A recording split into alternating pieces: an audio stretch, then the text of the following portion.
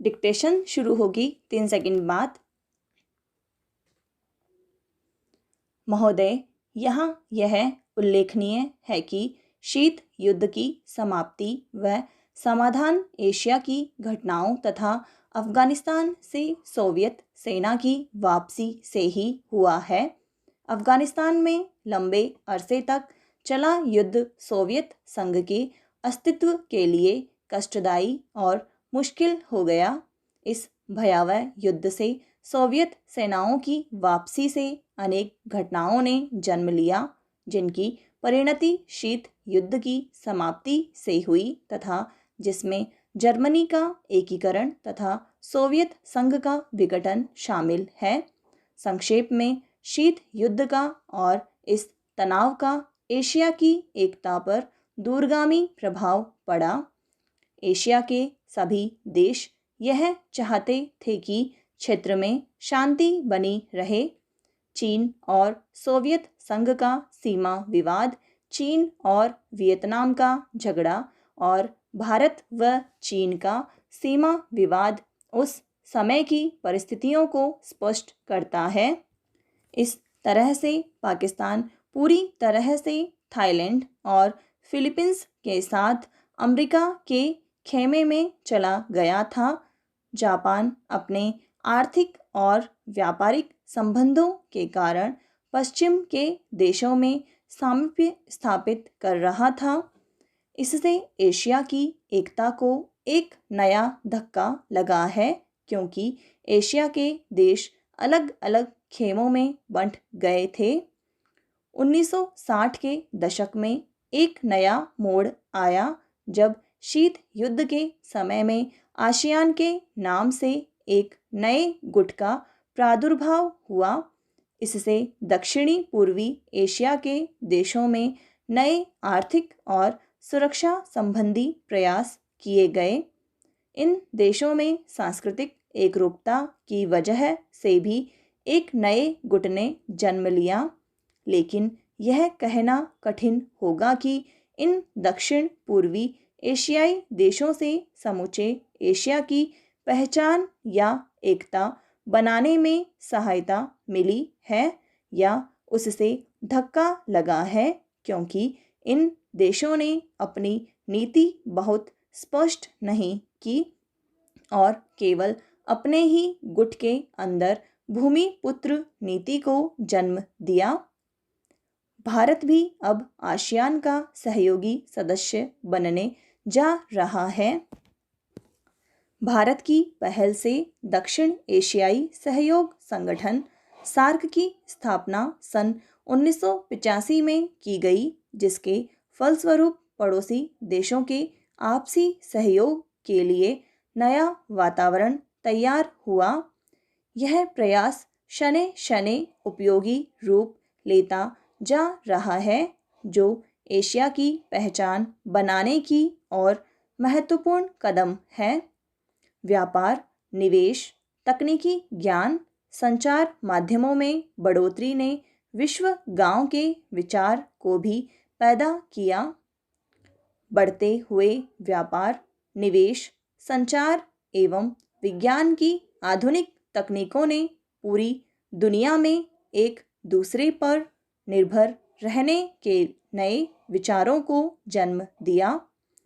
अंग्रेजी भाषा, Hollywood, computers और उपभोक्ता संस्कृति ने पूरे विश्व को प्रभावित किया, जिससे देशों में फासले कम हुए, संस्कृति और सभ्यता भी प्रभावित हुई। हो सकता है कि इसके अच्छे परिणाम न हों, ऐसी भी आशंका की जाती है। उदाहरणतः जापान दूसरे महायुद्ध तक अपनी संस्कृति और सभ्यता व संयुक्त परिवार जैसी आधारभूत सामाजिक मान्यताओं को केवल अपनाए हुए नहीं था, बल्कि उससे चिपटा हुआ था। लेकिन जापान जैसे सभ्यता वाले देश भी यूरोप के प्रभाव से बच नहीं सके। महोदय, दूसरे शब्दों में आर्थिक, व्यापारिक, निवेश और तकनीकी कारणों से द्वितीय महायुद्ध के बाद और शीत युद्ध के दौरान एशिया के देशों में पुनः धुंधलापन पैदा हुआ।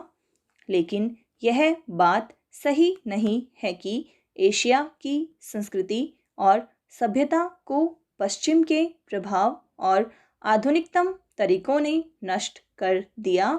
हाँ, एक धक्का जरूर दिया, पर समय समय पर एशिया का यह रूप, एशिया की यह सभ्यता और संस्कृति बलशाली तरीके से उदयमान होती दिखाई देती है।